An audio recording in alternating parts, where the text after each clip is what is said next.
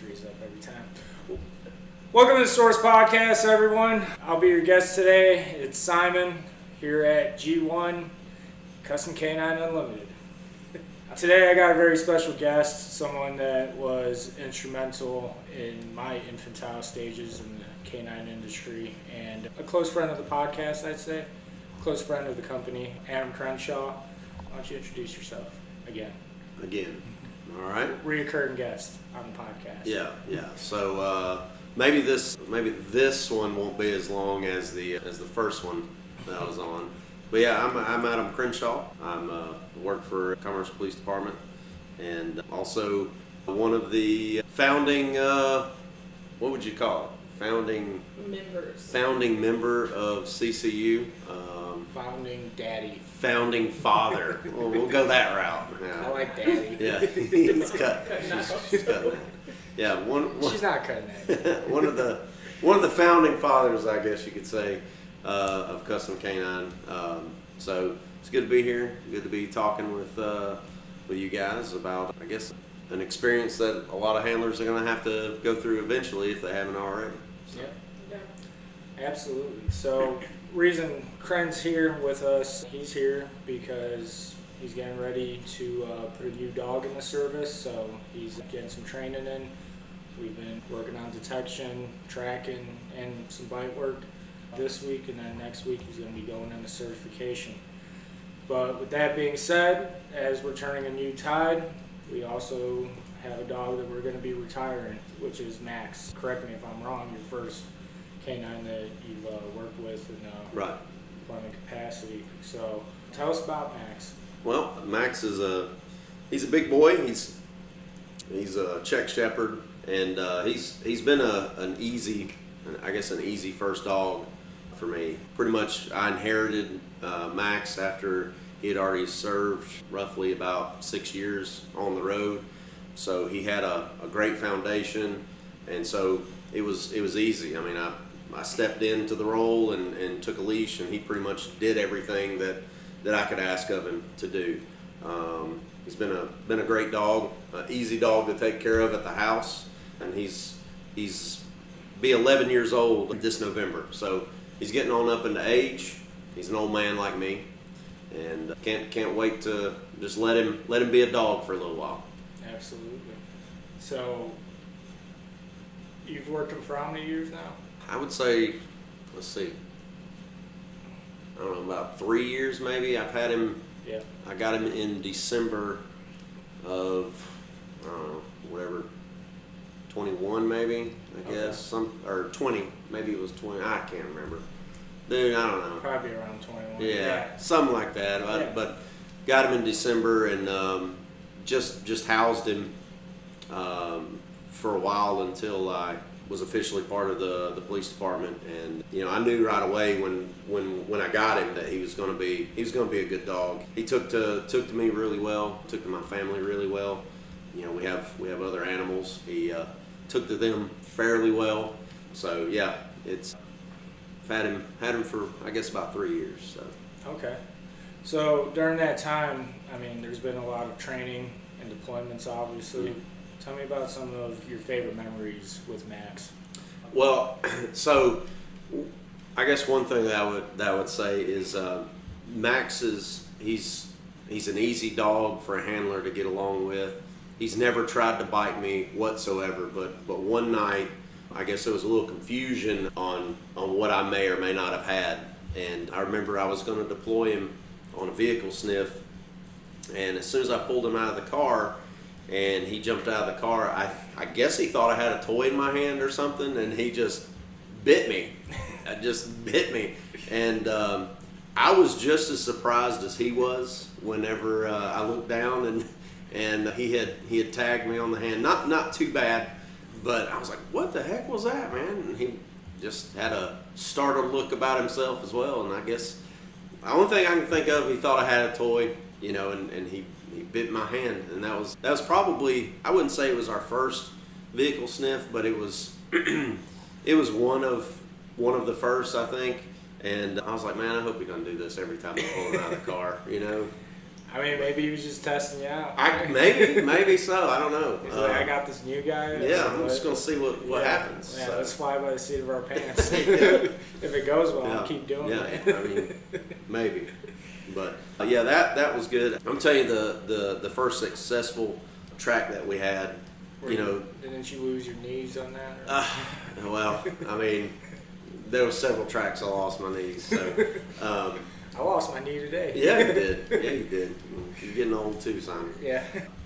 No, it's finding dope's fun, but man, when you find a person, that's the most incredible feeling in the world. And I think probably our first successful track is something that I'll always remember. And it wasn't that it was even a long one. It was just the stupidity of the person that committed the crime. It was just a burglary at a convenience store, and we tracked for, I don't know, it wasn't very far at all. It was almost like a cert track without all the turns, maybe line. Straight line down the sidewalk, maybe quarter mile if that. Yeah. And yeah, it was some idiot in his pajamas just decided to steal some vapes and some lottery tickets. But okay, but that was a fun one. Most of them I think would be my tracking, the tracks that we've been on, because I mean that's something that I enjoy doing with Max anyway, and Max enjoys doing tracks as well. So every track, even if they were unsuccessful, where somebody got picked up or whatever, we didn't find the guy at the end. I think that those moments that I've had with Max has just been fun. He and I both love that tracking. So yeah, I mean, I've said it before. I mean, it looks like just fun hanging out with Max. I mean, even when he comes boards at our kennels, he's just a dog that you look at him and you're like, man, he likes being a dog. Yeah, he loves being a dog. He doesn't have a lot of chill about him though. I wish that as I aged that I still acted like I was when I was like, a kid. Max is that, he still acts like a young dog even though he's getting on up in age. I think I was telling you yesterday, I can't count the number of coffee mugs and potted plants and lamps that Max has broke in my house just because he doesn't walk anywhere. He runs everywhere he goes. Yeah. Tight line. Yeah, he just in the hardwoods in the house, he slides everywhere. He's just destructive. And but you know what? He broke my wife's favorite coffee mug, and that was he got put on the boo-boo list for that one, I think. But man, he's just a young dog at heart, just in an old dog's body, Right. So. Well, I wouldn't get upset if you broke my favorite coffee mug with your dog, but Yeah. that's another discussion we've been having. So. There you go. Yeah. But that being said, you mentioned him getting up in age. Tell me about that retirement process. Like, what does that look like from the handler perspective and the department perspective? Is it something that you kind of addressed or brought up, or was it a decision that the department made? How did that process go? I think it was a joint decision. It's something to be expected. I mean, Max is a big shepherd, and we know heavy dogs. I mean, he's typically he runs about 87 pounds. He likes to fluctuate between 83 to 87 pounds. He's a big dog. I think the heaviest, when I was on light duty, the heaviest he got was in the 90s.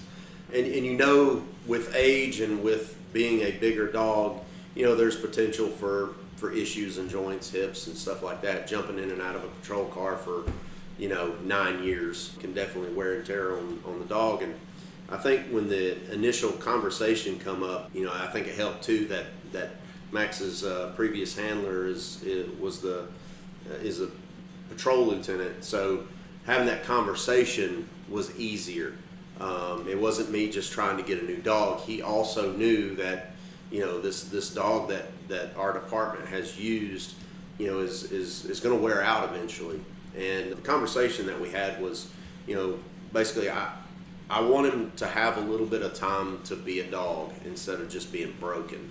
And I think that's some departments most departments really all departments, I would say, looks at that dog as a piece of equipment, which they are. You know, I mean, there are only piece of equipment that has personality and that is living and breathing besides our human officers. But that piece of equipment is not like a firearm. When it wears out, you just, you know, you can set it aside and let it collect dust. That dog has a life that continues to live. And so the conversation was, you know, I want Max to be a dog.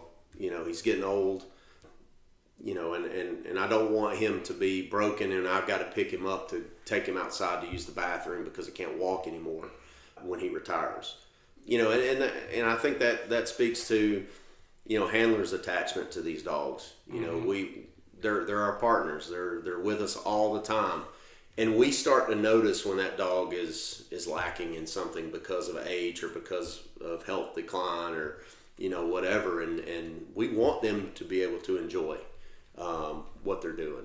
So, I mean, as far as I've seen, other than, you know, maybe with some bite work he gets tired a bit quicker, but I mean, you could still, if you wanted to, like, keep working him. But oh yeah. The main concern here is, hey, you want him to enjoy and just, it's a good time to make a transition. Right. Like I said, I mean, he's given 9 years at least to, or maybe just a little over 9 years of his life to the department, which for a dog is a long time, you know.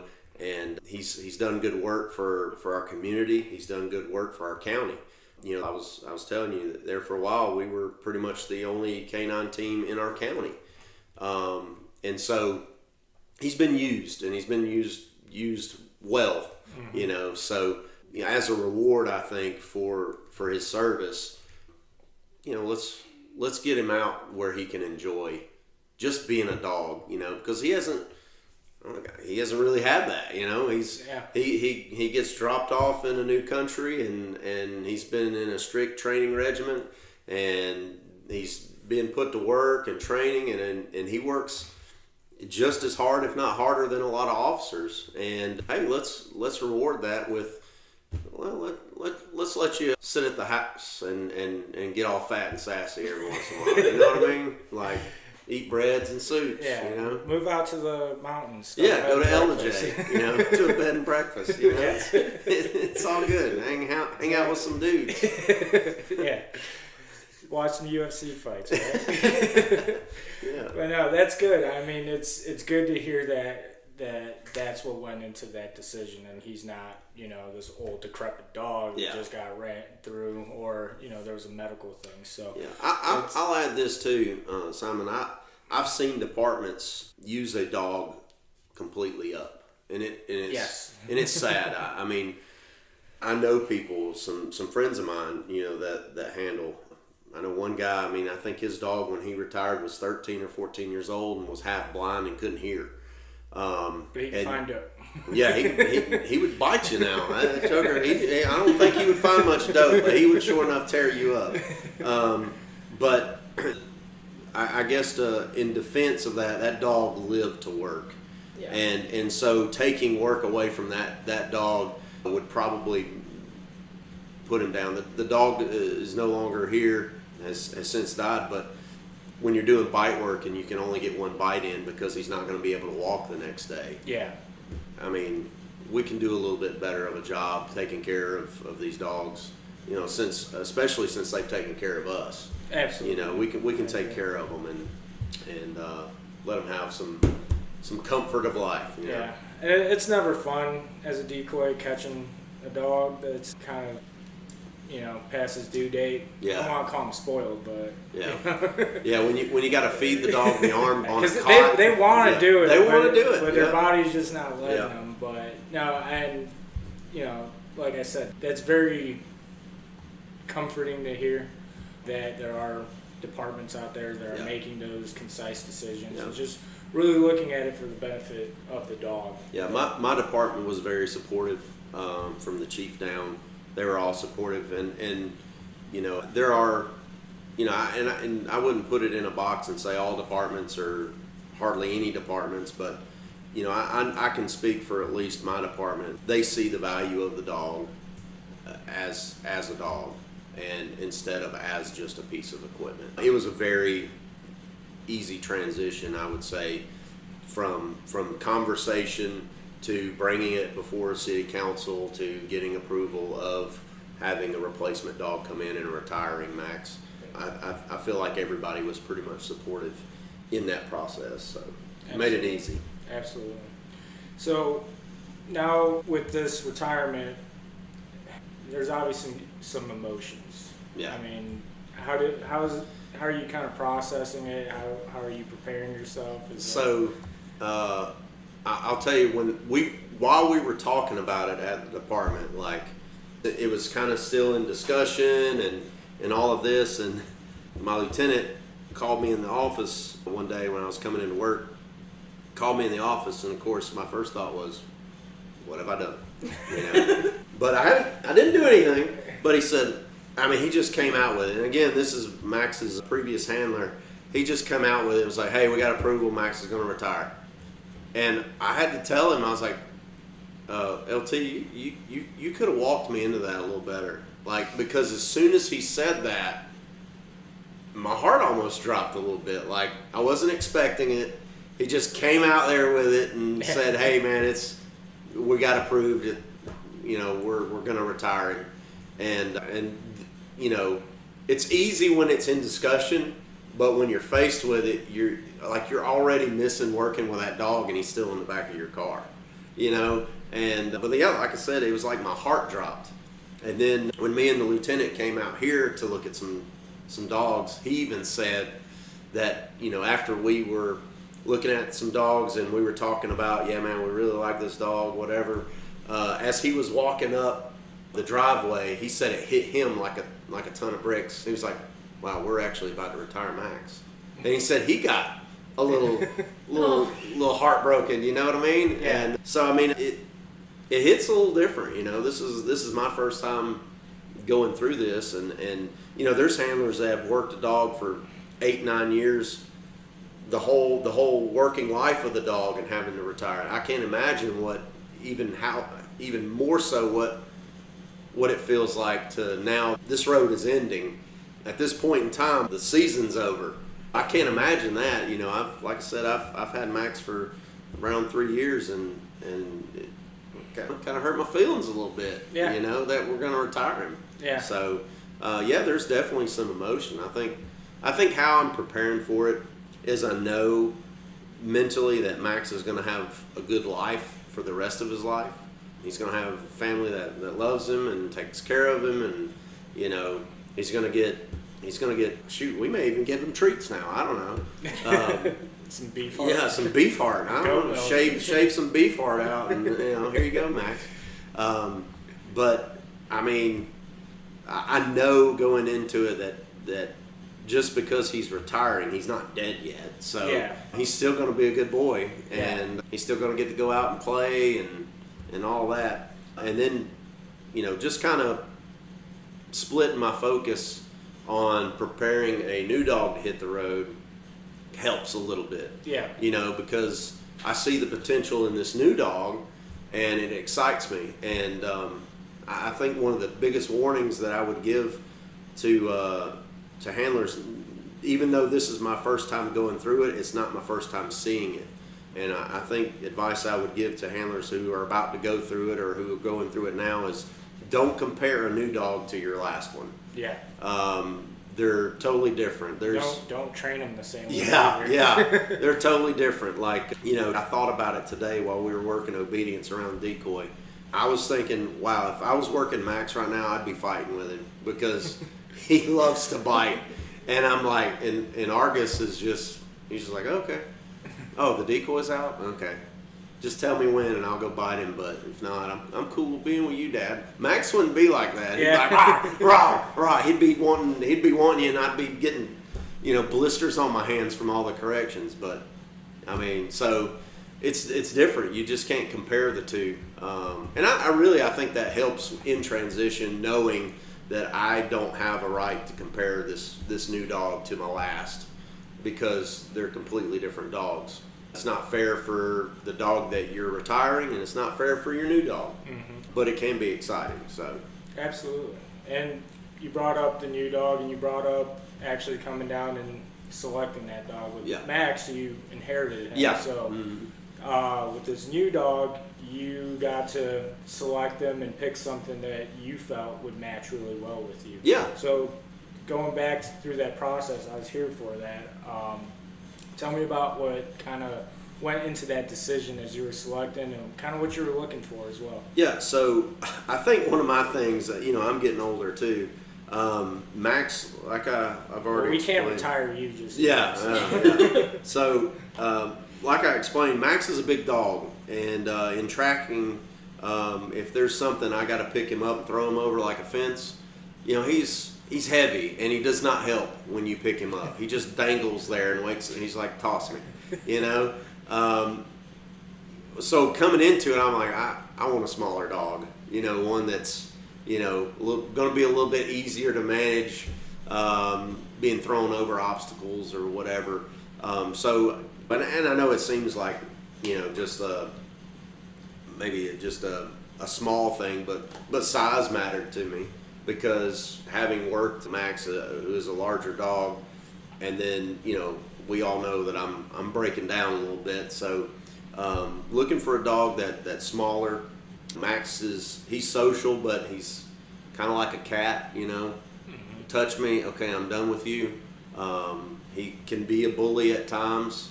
So I wanted a dog that maybe had a little bit easier transition into coming home. Even though we're still in control of the dog at the house, but one that I feel like would transition into home life too well. Yeah. You got a family. I've got a family. So you took them into consideration. Yeah, took my wife and my 3 children into consideration. Max is cool with them, but Max, he really gets irritated with children. And looking at Argus and just seeing his demeanor while we were out here testing.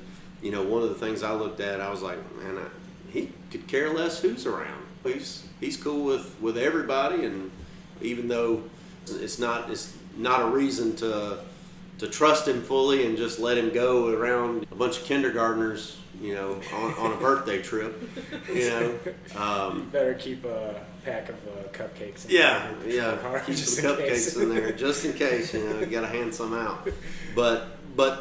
Knowing that he's at least easier maybe to control is good. But yeah, I think just going into it, knowing what I loved about Max and what I didn't necessarily love about Max, I could kind of choose a dog that was best of both worlds. So I got lucky. I'll just say that I got lucky with Max. Inheriting a dog like him was I was lucky. Absolutely. Definitely. So with Argus, your new dog, there's going to be some personality differences. Mm-hmm. You've already alluded to that. You've been working him for about a week. You've kind of got a good feel for him. You guys are starting to understand each other. What are some difficulties you think you're going to face with, some of those personality differences? Well, I know Max is a little bit more stubborn, right? Yeah, I don't know if Argus is much like that. No, and that's what's weird. Like, Max, he would try to get away with things, and you'd have to be hard on him some. Argus just doesn't seem like that kind of dog. He's all about business when it's about work, but he can cut it off a little bit better, I think, than Max already. Yeah. Just for an example. When I'm heeling Max out to do some bite work, as soon as he keys on the decoy, oh man, like he is just rowdy. Yeah. Argus, like today, you were in the coat, and I walked up and shook your hand, and he's just like, oh, okay. Yeah. Well, to be fair, yeah. I got to give some credit to my trainers. He wasn't like that before. Oh, well, there you go. So there was some work that got put into that. He wasn't just naturally like, yo, screw this guy. But maybe his true personality has been able to shine, through and coupled with good training. Yeah. But trying to shake a decoy's hand with Max is Yeah. it's going to be fun. I can do it, but man, it takes a few times. He's going to shake too. Yeah, he's going to shake your hand too with his mouth. But another big difference, and this is going to really, it sounds weird, but it's going to take me getting used to it. Max always let me know when someone was approaching my vehicle. It's one of the things I appreciated about Max and loved about him is, and I would make jokes and say, Max, we're not going to we couldn't sneak up on a dead man because he's always looking out the window. Very rarely would Max just lay down in the kennel in the back of the car and chill out. He's always looking, and if I'm sitting there working on a report or doing something else and not really paying attention and somebody's walking up to my car, Max let me know because he would just come unglued, just barking and slobbering and all sorts of stuff.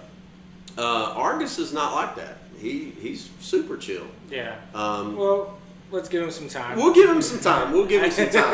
But he's still in that acclimation period. So. Hey man, look, sometimes it got on my nerves because, if another officer pulls up next to me, I couldn't have a conversation with him because I was like, I'd always have to say, "Hey, man, look, hang on, let me step out of the car because I can't hear you." Yeah. Because Max is just losing his mind. Yesterday, I had to go into the city and get gas, and somebody walked up to my car that I work with, and I said, "What do you notice?" And they immediately said, "I don't hear barking." Is there a dog back there? I was like, yeah, there's a dog back there, but you don't hear a dog going ballistic. So that may take some getting used to. But yeah, it's going to be interesting for sure.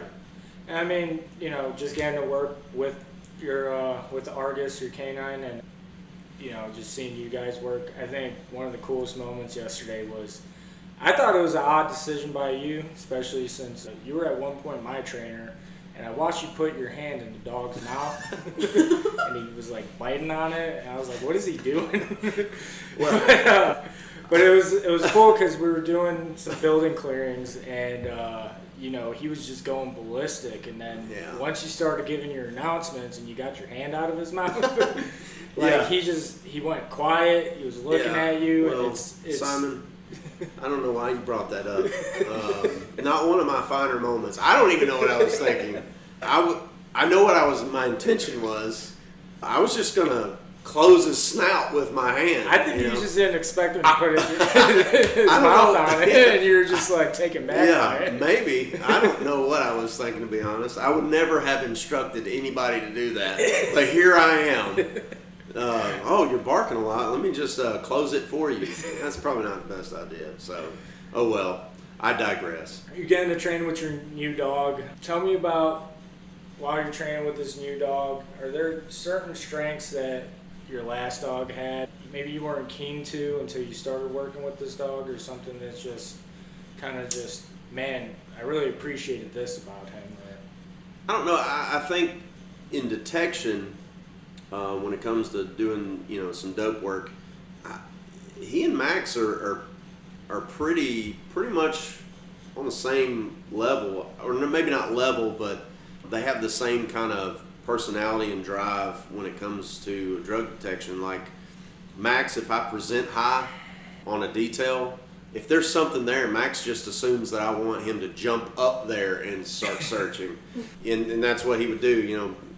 Big old dog, and he's still got a little bit of hops left in him, and he would jump up on something. Well, yesterday while we were in Gainesville training, I presented something up above a desk, and being a new dog, I was expecting him just to put his front paws on the desk and sniff high. Nope, he just jumped up on top of the desk. And again, it's funny how you go, man, that's just like Max, or man, Max wouldn't have done it that way. Yeah. But yeah, he jumped right up on top of that desk just like Max, and I was like, man, that's cool. That reminds me a lot of Max. But I would say, right now, one of the things that I really appreciated about Max was his commitment in tracking, and I assume with time, Argus will get to a point where I'm confident and comfortable running that track. But with Max, I mean, of course he's experienced, but man, there was just no question with him. Like,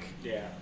when he was tracking, he's either on or he's off. I've laid some tracks for you, and I was like, even while I was doing it, I was like, man, I'm gonna throw you for a loop. Like, I would try and make sure you didn't find me, and you and Max were always on. I'm telling you, Max is a tracking beast, Yeah. and again, not comparing Argus with Max. It just gives me more of a drive to target certain aspects of training. Yeah. Not necessarily to get Argus to look just like Max in that, but at least Max in certain areas has established a standard for me. Yeah. That anything less than that, I say we can go to Max. We can go to the max, dude.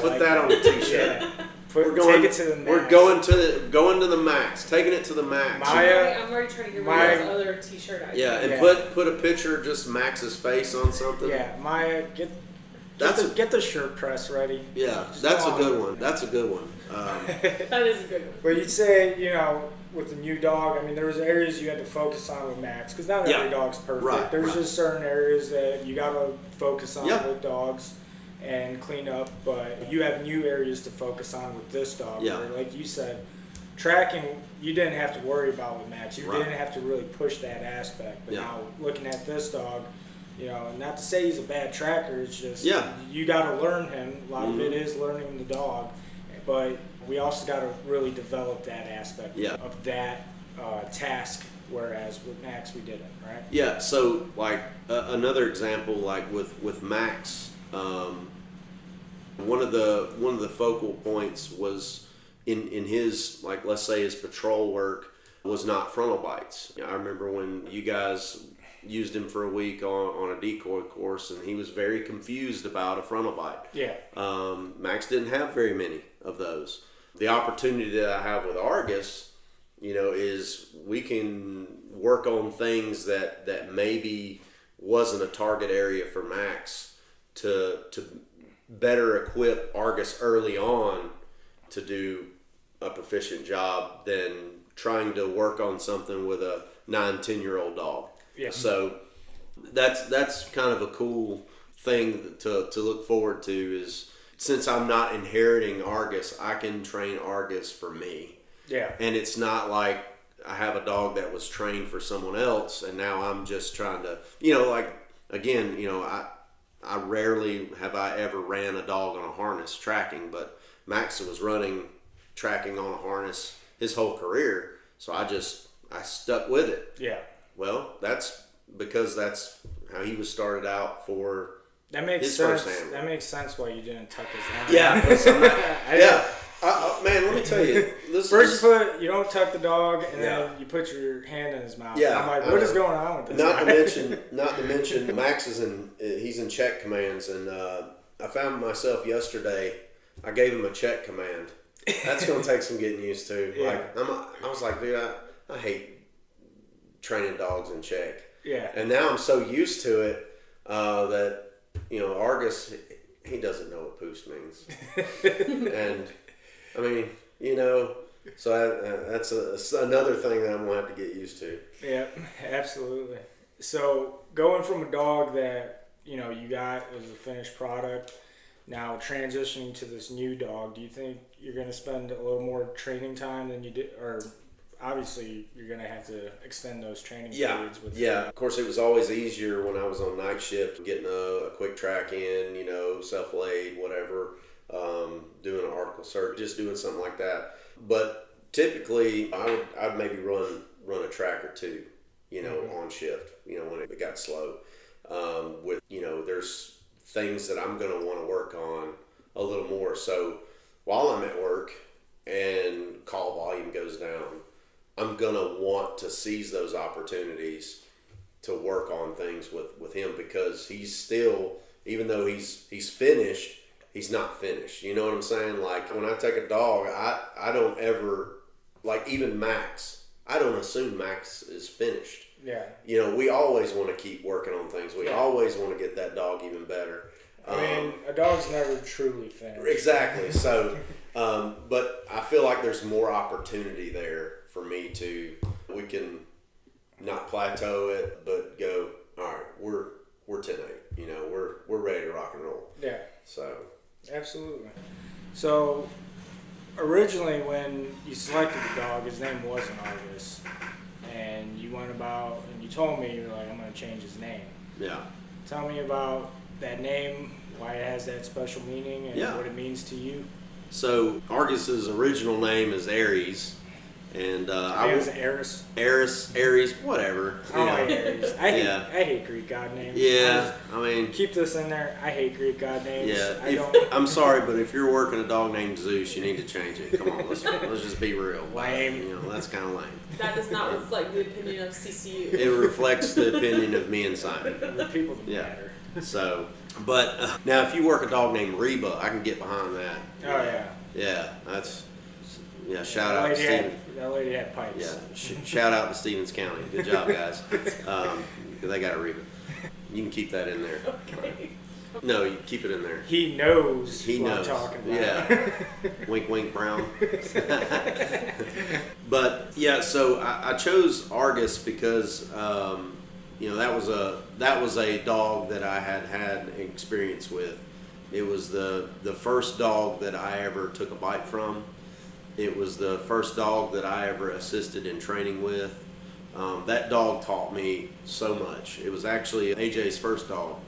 I love that dog. He was a great dog, and that dog was the one that kind of opened my eyes up to, the canine world, and made me appreciate what handlers do, made me appreciate the work that goes into a dog, and gave me insight to a career path that I was going to once choose. Starting CCU, now going into working a dog on the road of my own.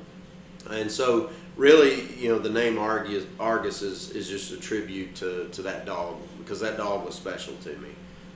Spent a lot of hours training and working with Argus and taking bites from him, and a lot of time went in, and that was the dog that really taught me a lot. And so again, it's just a tribute to in my opinion, one of the greatest dogs that's ever worked the road. So that's where I got Argus from, and it's not because it's it rhymes with Vargas. It just happens to be his dog, So that's awesome, and it's awesome to see, and I'm really happy to have been part of this transition and been part of the training into this canine and working with you. You being someone that got me started into this, and I don't know, maybe I'll name a dog Cren one day. That's kind of what I'm thinking. Man, if you want. Yeah. But ultimately, if we're being honest, every time you do come to campus, or whenever you've been on campus, there's not a lot of dog training going around. Like, we're just cracking jokes. We do crack a lot of jokes. Right. Yeah. But no, that's awesome to hear, and we still got a lot of work to do with them. Yeah. You're going to be going into certification next week, and it's awesome, especially today with the out. Like, you got that figured out, and it's awesome watching things click. Yeah. But that being said, the full transition isn't complete yet. Right. But you've got into the thick of things. It's almost setting in.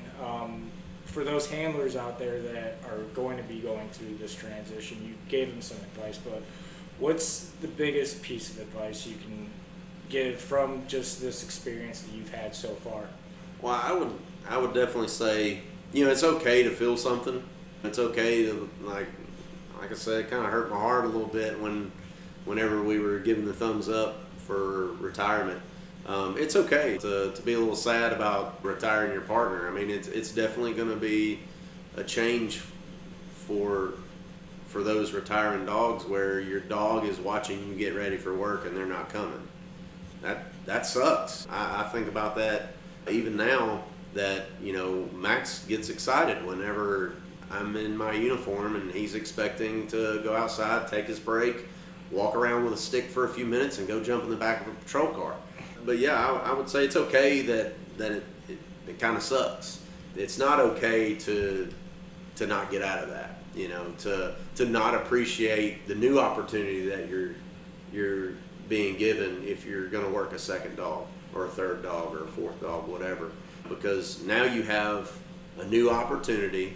You've got your experience from your first dog that gets to be carried over to your next dog. That can be very beneficial to the training and the productivity of that dog. So carrying over what you've learned, what your first dog has taught you, carrying that over to your second dog and appreciating the process is definitely something that is important. I would just say, if you're about to retire your partner, or you're going through that right now or about to go through it, there's really no way to prepare for it. Like I said, I wasn't prepared. Even talking through it and knowing it was coming eventually, I almost was not ready to hear the words, "We got approval, he's going to retire." And Max is going to retire next week. So I'm sure that if you ask me next week the same couple questions, I may have something new to add, because it hasn't happened yet. But right now, Max is sitting in his bedroom waiting on me to get home, and wondering when he's going to get the patrol car and go to work. And he's not, so it's kind of sad. Yeah, it's so sad. It's kind of sad. And Max, I know Max knows that I'm cheating on him, because I was going to ask that too. Does it kind of feel like cheating? No, he definitely does. Whenever I come home and I go in his room and I'm like, "Hey, buddy," first thing he does is start smelling my pants where he's smelling the other dog, and the disappointed look on his face is just, it's terrible, man. He's like, "You've been with him again, haven't you?" "Yes, Max, I have. Now let's go potty." But yeah, I would think maybe my advice would get better after this process, after this chapter is closed. But going into it, I know that I'm excited for two reasons. I'm excited that Max is going to get to retire and be taken care of at our home, and enjoy life, enjoy being a dog. And then I'm also, secondly, excited about the new opportunities I have with Argus, and getting to train Argus up. And in some ways, I'm always going to be reminded of Max when I work Argus, even when Max is dead and gone. There's things that Argus is going to do that is going to bring back a memory of Max, and I'm going to go, "Oh man, that looked just like Max," or, "Oh man, I wish I had Max." So Yeah. I know that I'm always going to be reminded of Max with Argus around. So Absolutely. Well, thank you, Max, for serving your community. Your, 9 years of service? Mm-hmm. That's a long time. So Yeah. got a lot of good work out of them. I'm sure you all had a lot of good memories. But Cren, thank you. Thank you for joining us. Yeah. I always say, anytime you speak, my ears turn into a journal and they open up. So Never heard you say that. that was, nor have I. That was probably the dumbest thing you've ever said. Well, that being said, our time has ended. I think this would be a good time to kind of shoot our t-shirt idea while we got the mic time. Yeah, mic time. Again, if you would like to order a "Take It to the Max" t-shirt with a picture of my dog Max's face on it, please email CCU and let them know of your interest in my t-shirt idea. Yeah. In fact, all the proceeds will go to CCU. check out our short sets on Tuesdays. All the links are in the description, so take a look at that, and we'll see you next week.